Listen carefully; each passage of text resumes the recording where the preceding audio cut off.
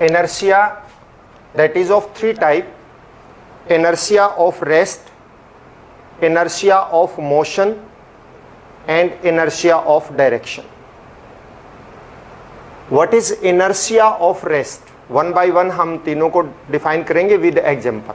तो आप क्या कहेंगे इनर्शिया ऑफ रेस्ट? मतलब it is the property of body in rest which want to keep the body at rest position. मतलब जो बॉडी को रेस्ट पोजीशन में ही रखना चाहती है वो प्रॉपर्टी, उसको हम बोलते हैं inertia of rest.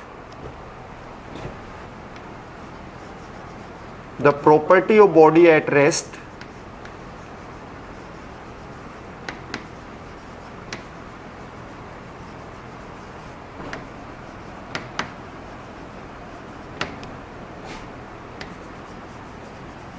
which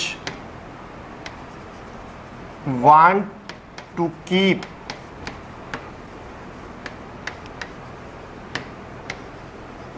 the body in rest position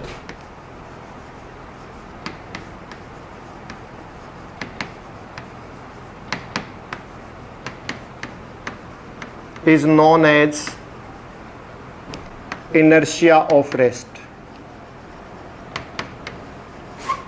कि बॉडी की वो प्रॉपर्टी जो उसको रेस्ट पोजीशन में ही रखना चाहती है उसको हम क्या बोलते हैं? इनर्शिया ऑफ रेस्ट बोलते हैं. फॉर एग्जाम्पल आपको बताया गया था उसमें पिछले लेक्चर में भी, a book lying on table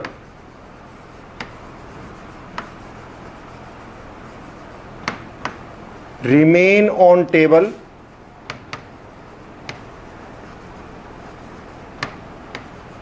until an external force is applied on it.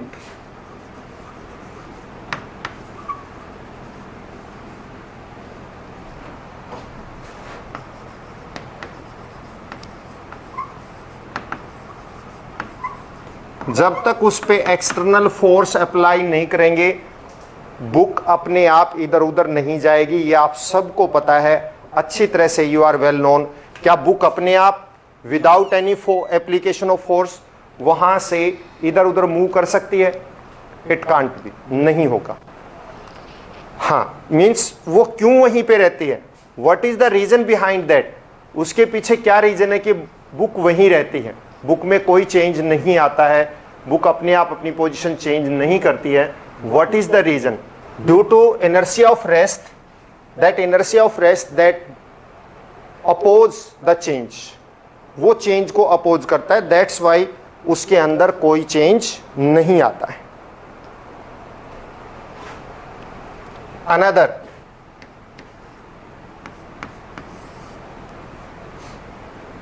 When a bus starts suddenly,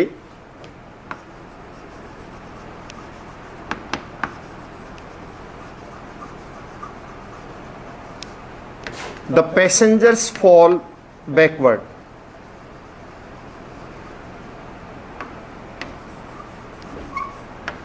पीछे की तरफ गिरते हैं.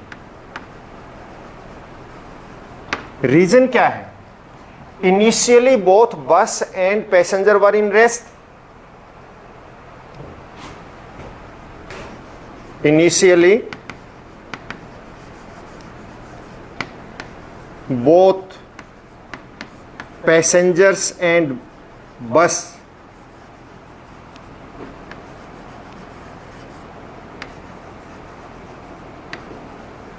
were in rest. Then bus start moving, तो बस जो है मूव करना स्टार्ट कर देती है. But due to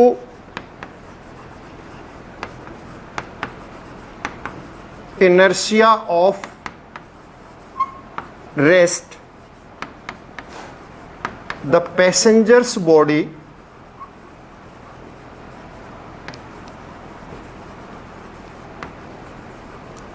want to remain in rest. Passengers की बॉडी रेस्ट में रहना चाहती है. So passengers fall backward. इसकी वजह से पैसेंजर्स जो है पीछे की तरफ गिरते हैं. When you play carrom board,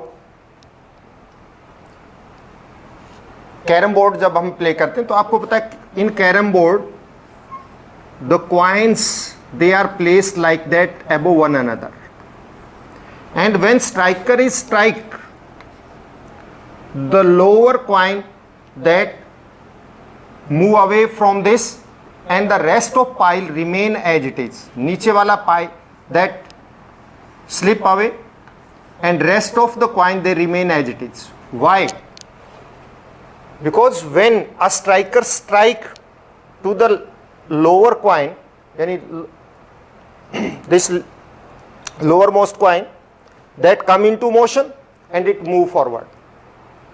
But due to inertia of rest of the coins they remain as it is and do not fall. वो fall नहीं करते.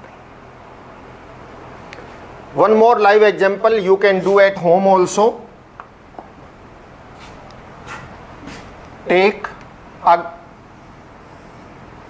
glass tumbler. शीशे का गिलास, कांच का गिलास आपके घर में होगा सब. You can take it and then place a cardboard over it. इसके ऊपर आप एक कार्डबोर्ड रख दीजिए.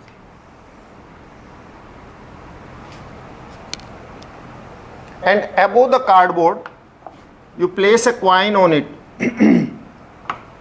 इसके ऊपर एक coin रख.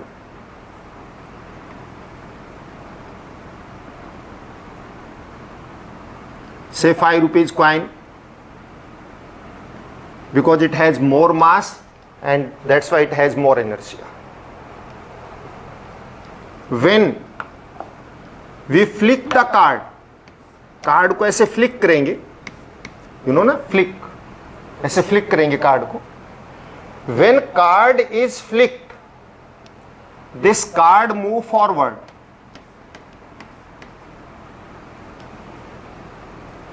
and the situation what will happen, this coin will fall into the tumbler. ये coin जो है इस tumbler के अंदर fall कर जाएगा. The situation will be like that. ऐसे होगा.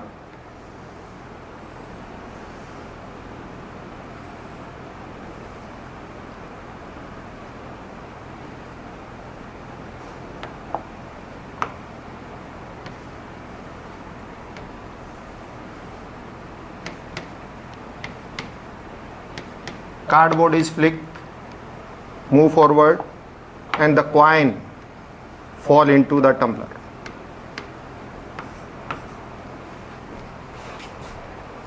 Why this coin fall into the tumbler? ये coin जो है इस tumbler में fall क्यों किया? Reason क्या है कि जैसे हमने इसको flick किया, flick करने के बाद this coin fall into the tumbler while the card move forward, जबकि कार्ड जो है वो फॉरवर्ड मूव कर जाता है. उसके पीछे रीजन क्या है? Can any one of you tell?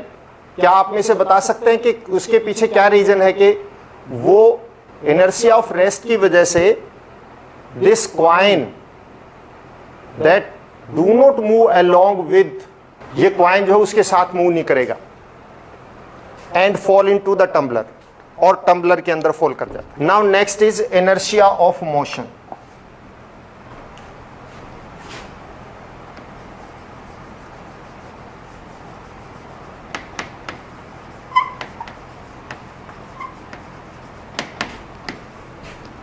Inertia of motion.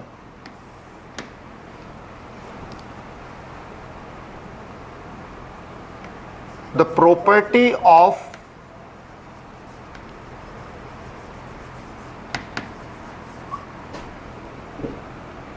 a moving object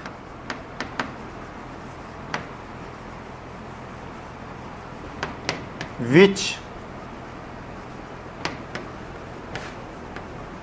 oppose any change in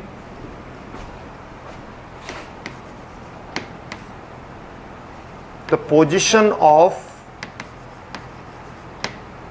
motion, or you simply can say which oppose any change, word increase करें ना आप सीधा, which oppose any change in the motion of object. Motion of object में कोई change को oppose करता है, that property is known as inertia of motion. Inertia of motion is what? The property of moving object which oppose any change in the motion of object. Object की motion में, speed में change को oppose करता है, is known as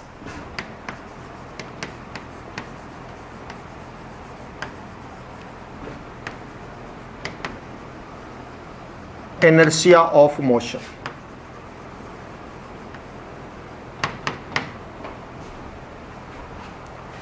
For example,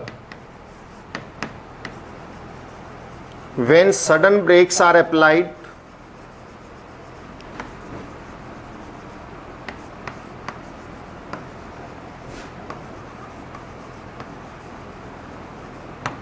to a moving car or bus,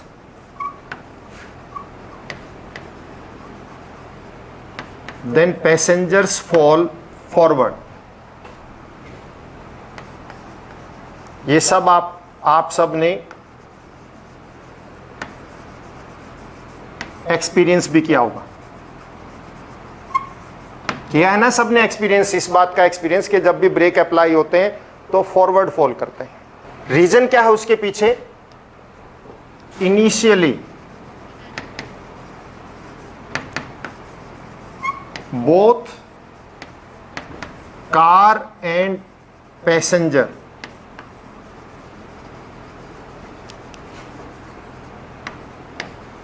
body were in motion. Motion में थे, initially दोनों motion में होते हैं. Then brakes are applied.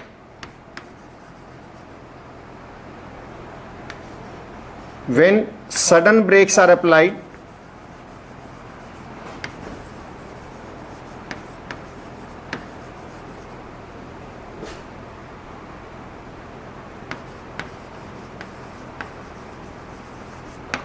then car come into rest, और कार की जो मोशन है वो एकदम स्पीड जो दैट डिक्लाइन वेरी मच, मतलब बहुत ज्यादा कम हो जाती है. But due to inertia of motion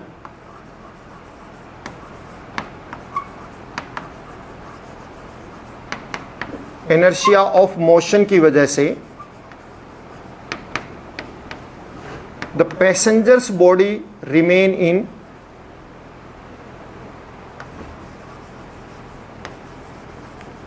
body want to remain in motion.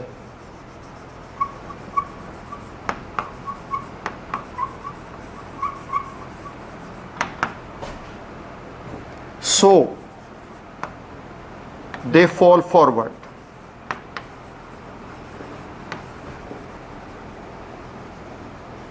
इस वजह से फॉरवर्ड फॉल करते हैं.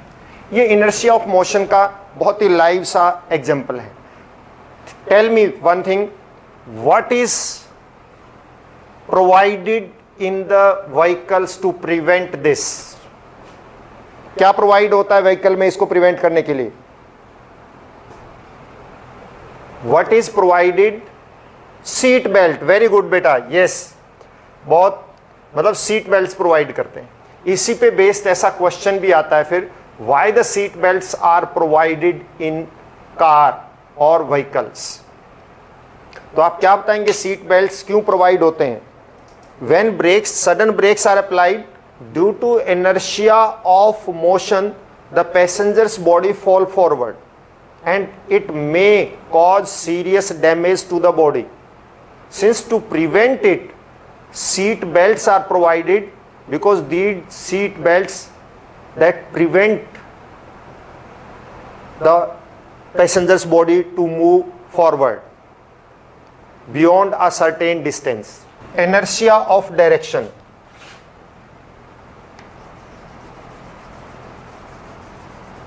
Inertia of direction.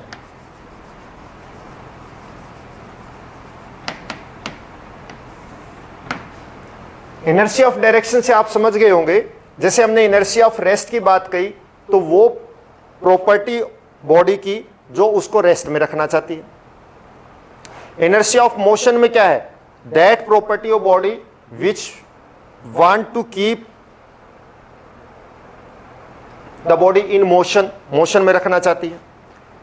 तो इनर्शिया ऑफ डायरेक्शन क्या होगा?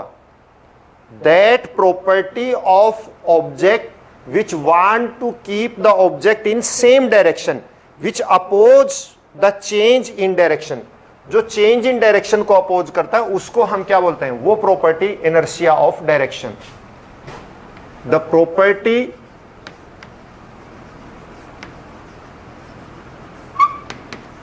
of an object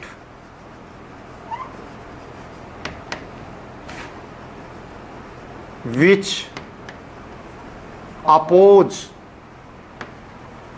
any change in direction of the object. Is it clear, beta?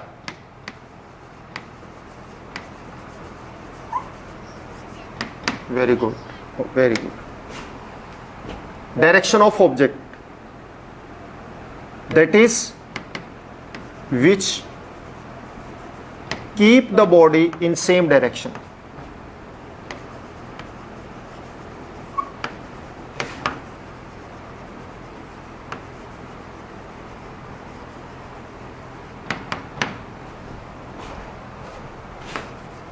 It is known as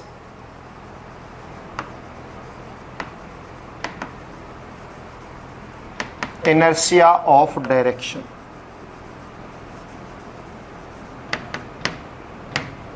When a vehicle, especially car etc., when they move on a level road, they never turn itself. अपने आप कभी नहीं मुड़ते। आपने देखा भी होगा, आपके पास टॉयज रहे हो तो टॉयज जो हैं, जब हम टॉय को किसी को भी रन करवाते हैं on surface, they move straight, वो स्ट्रेट मूव करते हैं। अनलेवल रोड होगा तो वो डाउन साइड में ऑटोमेटिकली टर्न कर जाएगा। Mud guards are provided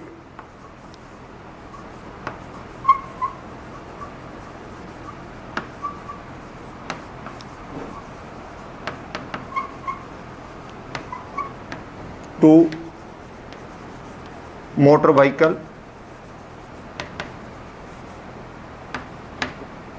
because the mud which come in contact of the tire, जो mud जो है टायर के कांटेक्ट में आती है, that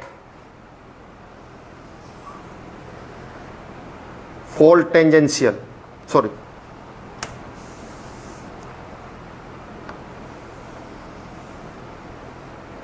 this is the tire. When it come in contact of mud, this mud will stick with the tire and it will separate from the tire like that tangentially.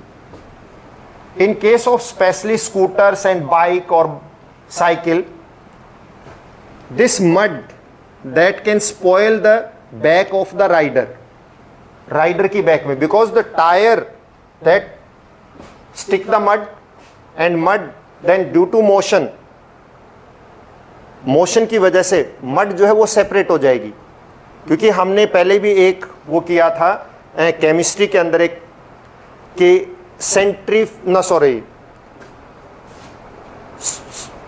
जिसमें fast rotation होते हैं, centrifugation किया था ना। Centrifugation में क्या है, उसमें ड्राइंग ऑफ क्लॉथ की बात की थी। वो क्लॉथ क्यों ड्राई हो जाता है? Because the substances with different density they move at different speed. तो यहां पे जो है mud that cannot remain stick with the tire because density of both are different, so they will move with different speed. So due to different speed motion, मतलब due to moving at different speed, this mud will be separated from the tire. Tyre से separate हो जाएगी and that will spoil the back of rider. And to prevent it, a mud guard is provided over it. इसके ऊपर क्या है, mud guard लगा देते हैं, मड गार्ड लगा देते हैं तो that do not move outside, तो ये बाहर की तरफ इधर मूव नहीं करेगी and that will remain here, यहीं पे इससे स्ट्राइक करके यहीं पे रह जाएगी and do not spoil the back of the rider. Is it clear?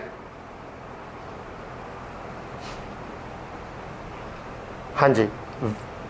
Mud which stick with the tyre, when tire move, this mud is separated from it tangentially, means at tangent, at 90 degree from this center. This is tangential, 90 degree पे separate होगी and it will spoil the back of rider. To prevent it, the mud guards are provided. One thing. Similarly, when knife and scissor they are pressed against the grinding stone, the sparkle that move tangentially, same reason. Say it is the sparkle grinding stone. When any knife is pressed against it, then the sparkle will come out and the sparkle will move tangentially.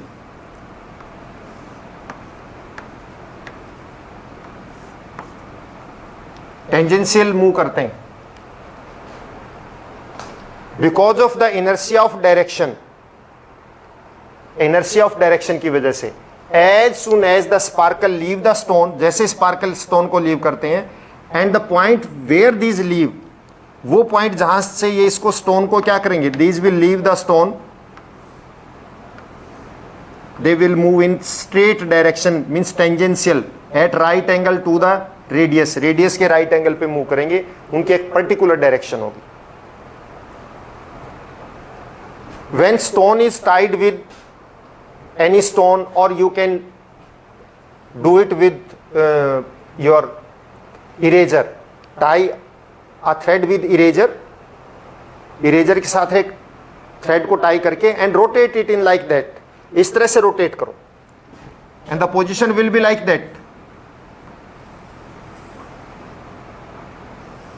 You are rotating it like that, आप इस तरह से rotate करेंगे, thus it will move, ये rotate करेगा. And if you leave it here, यहां पे आके आप इसको छोड़ते हैं, सपोज करो यहां पे आके छोड़ देते हैं, then it will move in this direction. If you leave here then it will move in this direction. If you leave here then it will move in this direction. Means there is a particular direction, direction उसी direction में रहेगा जहां पे आप उसको leave करेंगे, उससे right angle पे जाएगा always.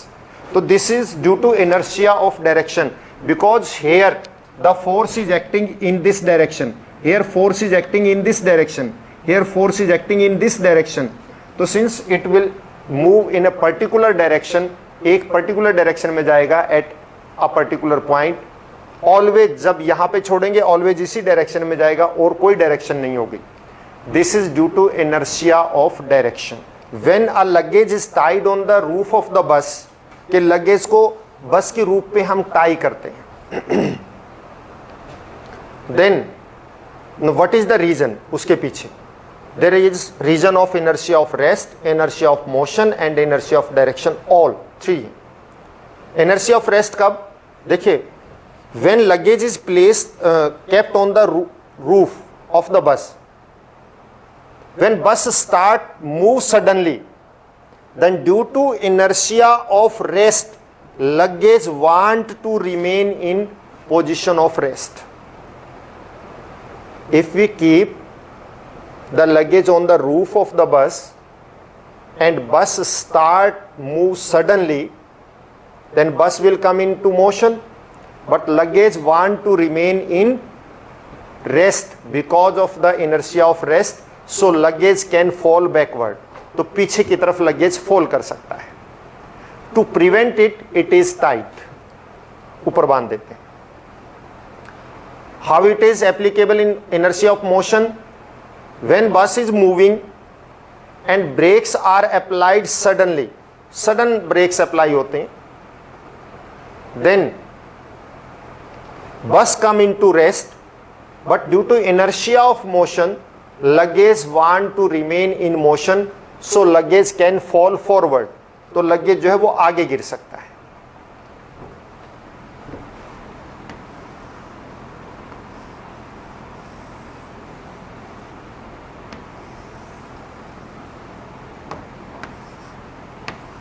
This is the luggage. When bus moves in this direction, suppose करो, brakes are applied, the bus will come into rest, but this luggage remain in the position of, want to remain in position of motion because of the inertia of motion, so it will fall forward. Inertia of rest में क्या होगा? When bus start moving suddenly in this direction, the luggage want to remain here only because of the inertia of rest, so bus will move forward, it can fall backward. Inertia of direction में क्या है? When bus turn suddenly, due to inertia of direction, the luggage want to remain in same direction, so it can fall in sidewise, side में fall कर सकता है. As it is the similar case, just like a passenger sitting in the bus, when bus starts suddenly, the passenger body fall backward. When brakes are applied, then passenger body fall forward. When bus takes sudden turn, the passenger body fall always outside. Since all the three cases are applicable on this also. On a body, always there act two type of forces. One are balanced forces, another are unbalanced forces. What are the balanced forces and what are unbalanced forces?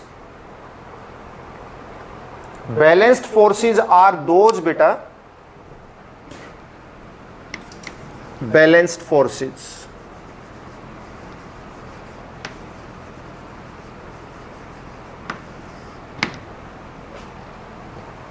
If net resultant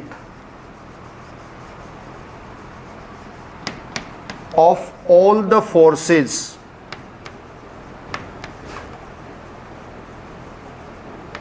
acting on a body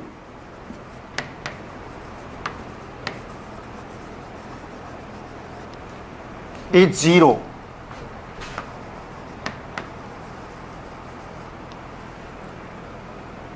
that is, कहने का मतलब यह है body does not move,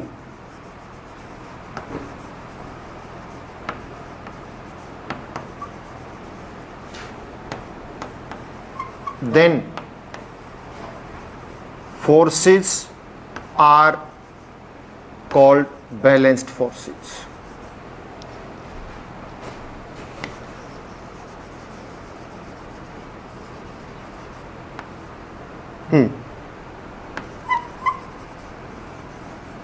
इस case में जब body के ऊपर फोर्स लग रहे हो और बॉडी मूव ना करे, बॉडी डज नॉट मूव मतलब बॉडी रेस्ट में रहे, उस रेस्ट पोजीशन को हम एक्चुअल में एक अलग वर्ड देते हैं, इक्विलिब्रियम पोजीशन. क्या नाम देते हैं बेटा? आपके लिए न्यू वर्ड है 9th क्लास में, बट इंट्रोड्यूस कर देते हैं. जब बॉडी के ऊपर फोर्स लग रहे हैं और बॉडी रेस्ट में रहे, फोर्सेस भी लग रहे हैं और बॉडी रेस्ट में भी है, तब उसको हम क्या बोलते हैं? Equilibrium position. तो बॉडी इक्विलिब्रियम पोजीशन में रहती है, मतलब बॉडी के ऊपर फोर्सेस लग रहे हैं और नेट रिजल्टेंट जीरो आ गया, यानी कि बॉडी मूव नहीं किया, बॉडी रेस्ट में ही रही, तब उसको हम बोलते हैं बैलेंस्ड फोर्सेस. एक सिंपल सा कॉमन एग्जांपल है इसके लिए. वॉल के ऊपर आप फोर्स लगाइए, क्या वॉल मूव करती है? नहीं मूव करती. इसका मतलब जो वॉल के ऊपर हमने फोर्स लगाया वो बैलेंस्ड फोर्स हुआ. अब आप देखिए होता कब है ऐसा? When let us take example of a box. ये बॉक्स है, on this box we can apply force of push, या तो आप पुश कर सकते हैं, और पुल, या फिर पुल कर सकते हैं। दोनों में से एक फोर्स लगाएंगे। अब इस फोर्स ऑफ पुश और पुल के अगेंस्ट एक फोर्स लगता है, that is force of friction.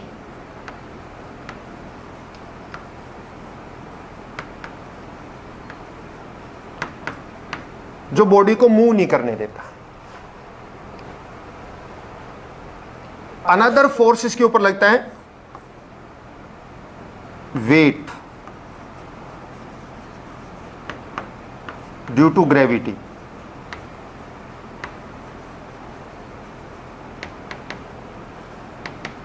And इसके अपोजिट एक फोर्स लगता है, force of reaction, upward force.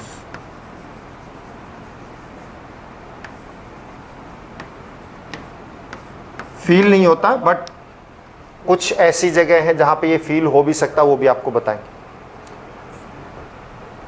अभी इस एग्जांपल पे आप कांस्टेंट रहिए। Force of weight always downward होता है, फोर्स ऑफ रिएक्शन यानी अपवर्ड फोर्स, ये दोनों एक दूसरे को बैलेंस करते हैं। इसी तरह से फोर्स ऑफ पुश और पुल को बैलेंस करता है फोर्स ऑफ रिएक्शन। अब आप देखिए, फोर्स ऑफ रिएक्शन सरफेस में कांटेक्ट की वजह से है, वो ऑटोमेटिकली उसके ऊपर लगता रहता है।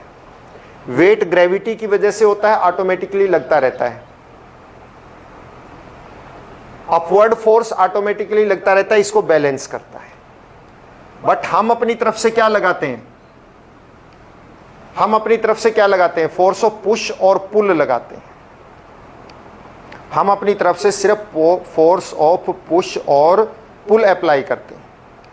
अब ये फोर्स ऑफ पुश और पुल जो अप्लाई किया, ये फोर्स ऑफ रिएक्शन के इक्वल या उससे कम रहेगा जब तक ये फोर्स ऑफ पुश और पुल इस फोर्स ऑफ फ्रिक्शन से आप they it will remain less than that, तो बॉडी मूव नहीं करेगी।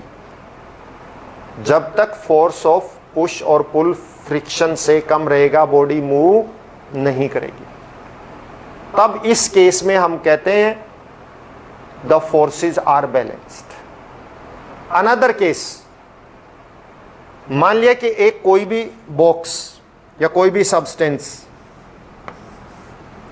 यहां से इधर से कोई पर्सन इसको पुश कर रहा है, इधर से भी पुश कर रहा है, इधर से भी पुश कर रहा है, और इधर से भी पुश कर रहा है, और ये सारे फोर्सेस इक्वल हैं। जब इक्वल है, I am saying all the forces are equal, in which direction this will move? किस डायरेक्शन में मूव करेगा ये? It will not move. क्यों नहीं मूव करेगा? Because they cancel the effect of each other.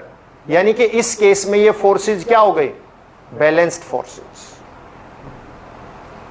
इस केस में इन फोर्सेस को क्या बोलेंगे हम?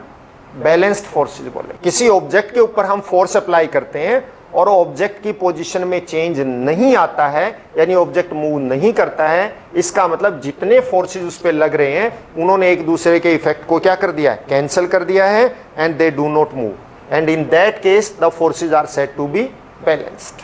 और शेप चेंज हो सकती है जब बैलेंस्ड फोर्सेस लग रहे हो।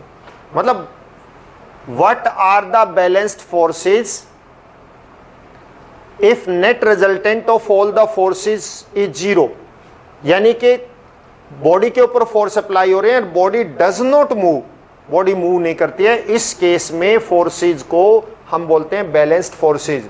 In case of balanced forces, shape of the body can be changed. Shape change हो सकती है बट बॉडी मूव नहीं करेगी। नाउ अनबैलेंस्ड फोर्सेस, अगर आपको बैलेंस्ड फोर्सेस अच्छे से समझ में आ गए हैं तो अनबैलेंस्ड फोर्सेस का बिना बताए ही आप समझ जाएंगे।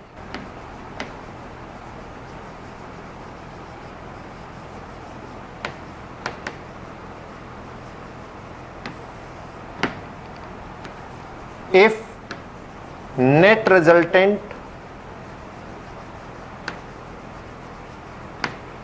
of all the forces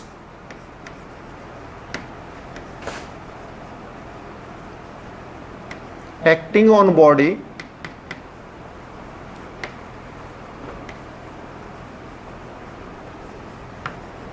is not zero,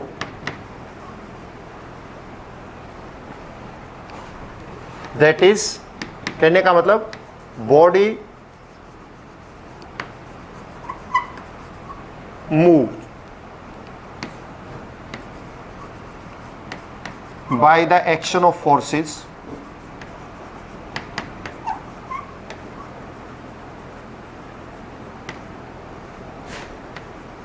then forces are said to be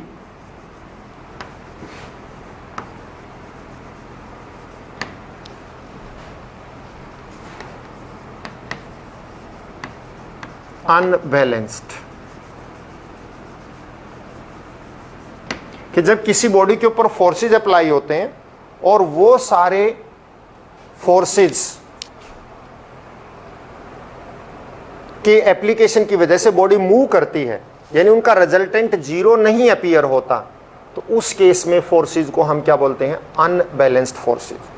for example, वही same case, box, downward, upward, force of friction, force of push. If this force of push is greater than force of friction, then this will start moving in this direction. Box जो है इधर move करना start कर देगा। Then in this case the forces are said to be unbalanced, क्योंकि इस force ने इस फोर्स को आपस में बैलेंस नहीं किया है, एक फोर्स ज्यादा हो गया, दूसरा फोर्स कम है, तो बॉडी मूव करना स्टार्ट कर देगी। Any doubt? जस्ट लाइक एक हैवी बॉक्स हो, आप उसको पुश कीजिए, वो मूव नहीं करता है क्योंकि फोर्सेस बैलेंस्ड हो गई। एक लाइटर बॉक्स को अगर हम पुश करते हैं तो उसके अंदर वेट कम है, तो फोर्स ऑफ फ्रिक्शन भी कम होगा, और जिसकी वजह से we can move it easily, तो उसको हम पुश कर सकते हैं।